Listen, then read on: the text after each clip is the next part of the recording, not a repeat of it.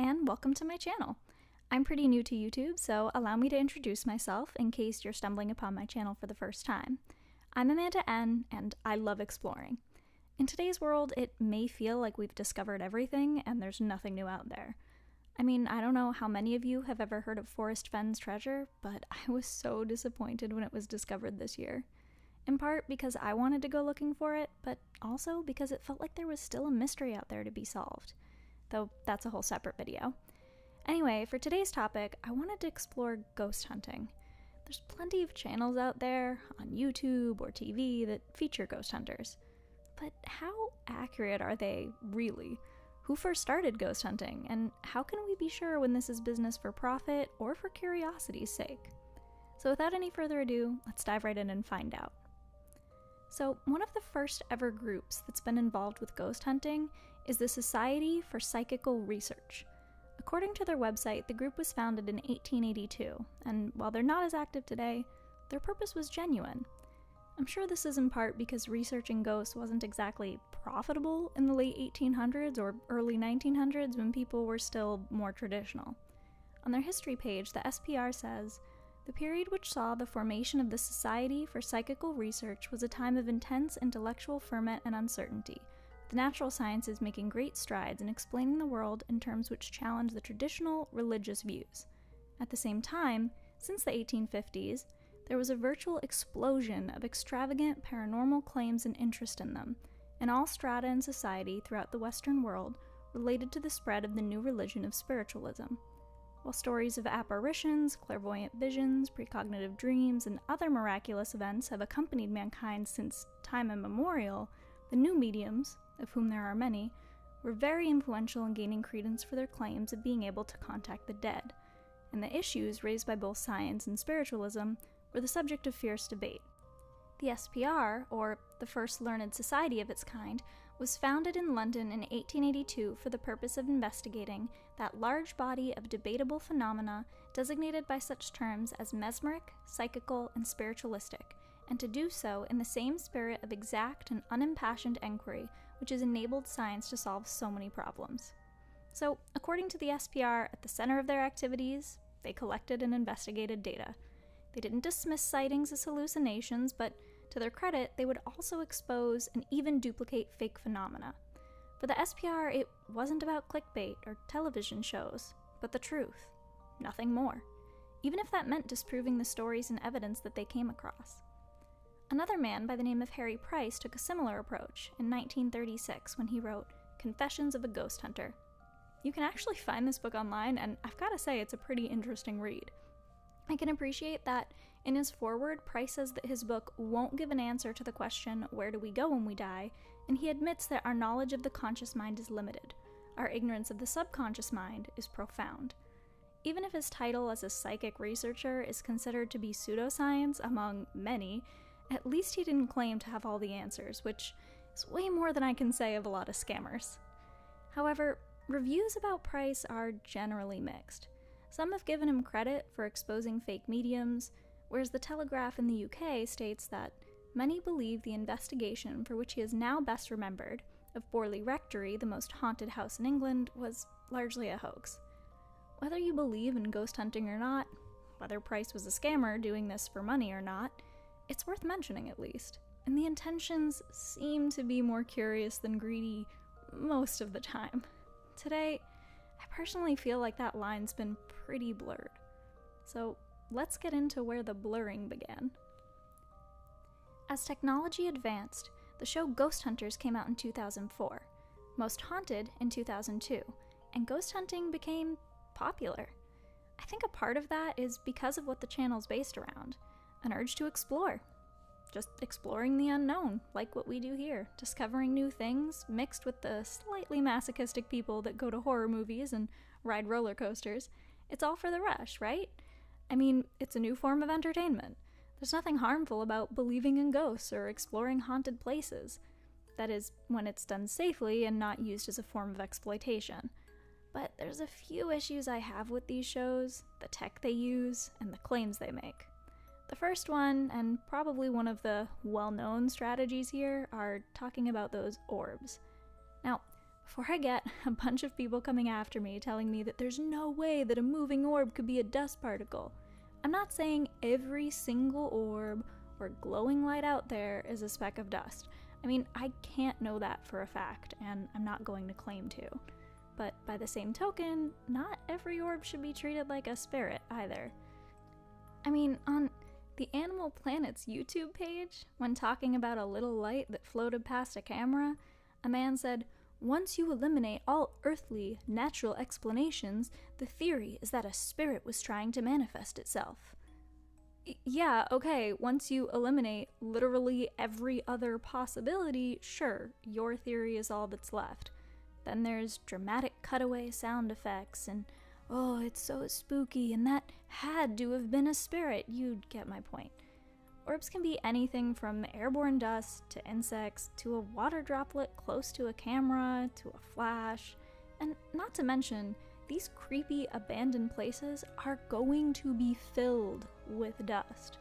So some ghost hunters might say, "Oh wow, we weren't getting this kind of footage earlier at their house or a studio or outside or wherever the heck it may be," but yeah, in these older, dustier places, it makes more sense to encounter that.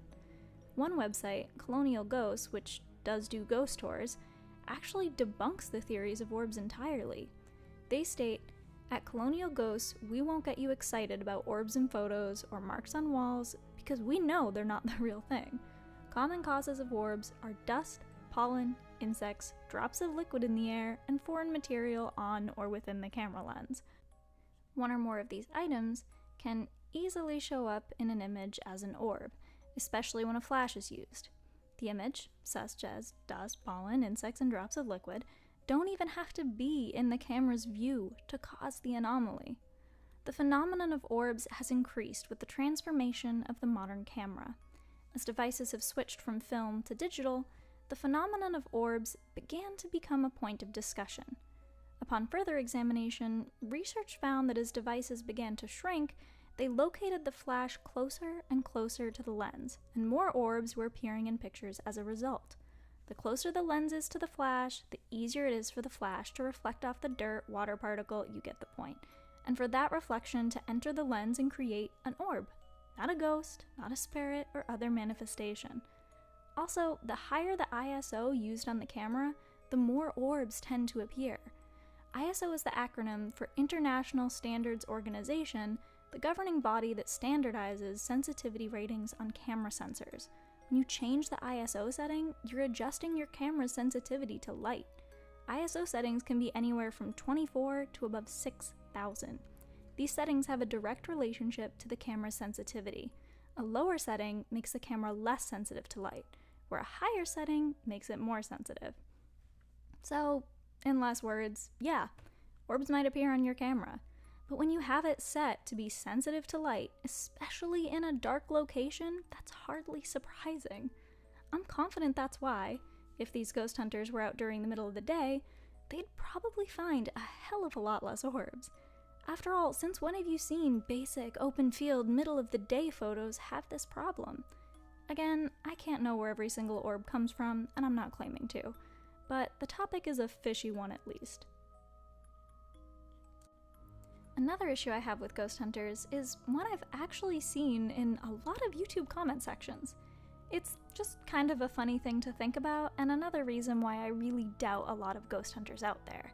And that's the language barrier.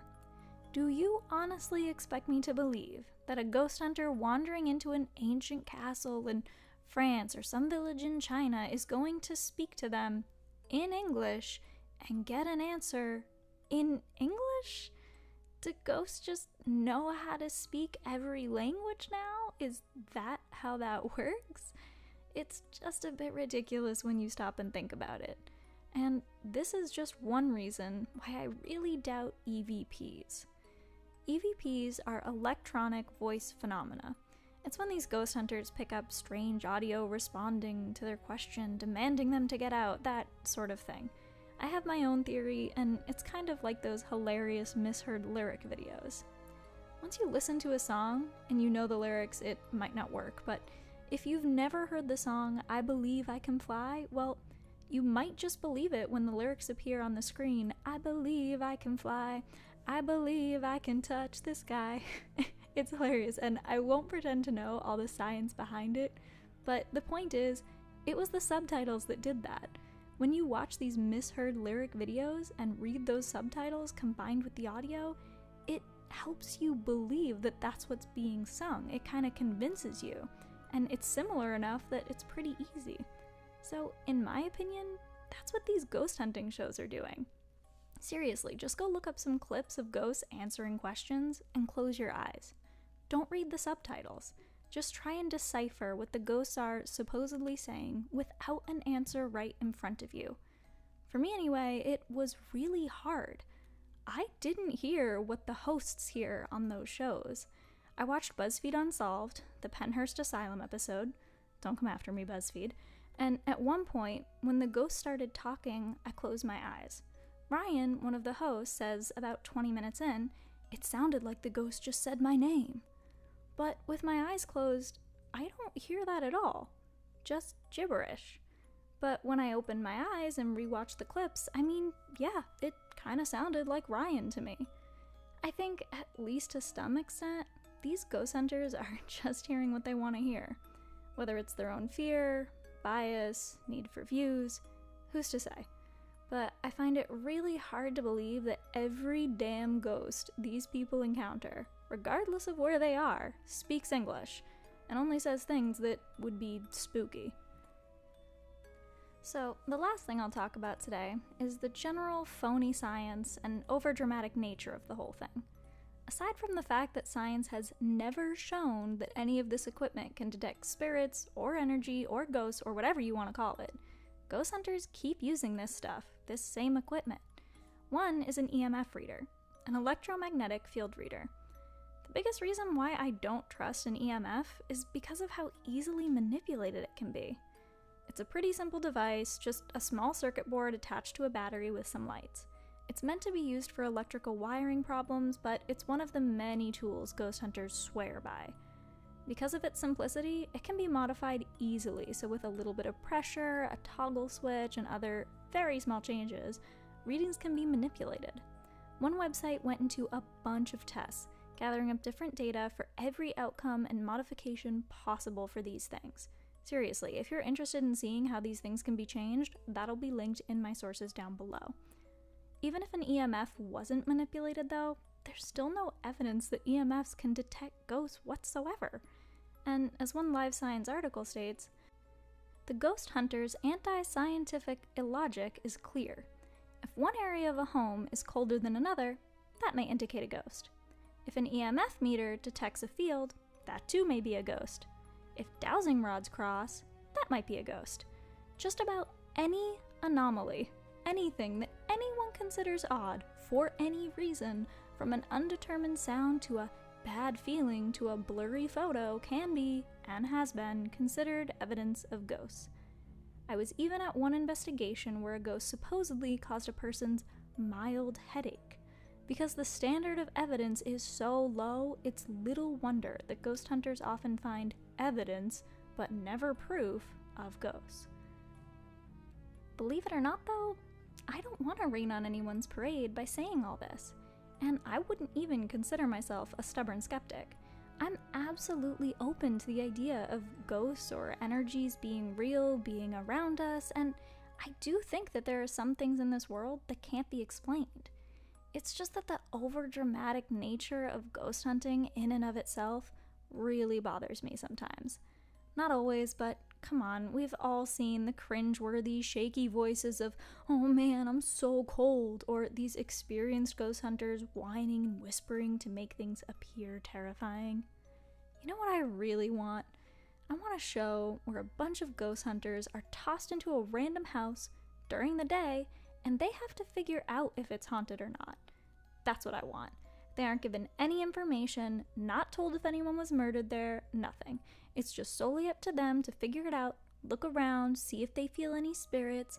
I can almost guarantee that a bunch of them would be going, "Oh man, somebody was brutally murdered here," if a pipe was rattling. But anyway, that's my personal take on modern ghost hunting. I could go on and on about the equipment and fakery, but we would be here all day. It's fine for entertainment's sake, but I just wouldn't take it too seriously, that's all. So thank you guys for watching, and if you do have any unexplained ghost stories, put them in the comments down below. I'd love to hear them, and if you're new to the channel, welcome. Please subscribe.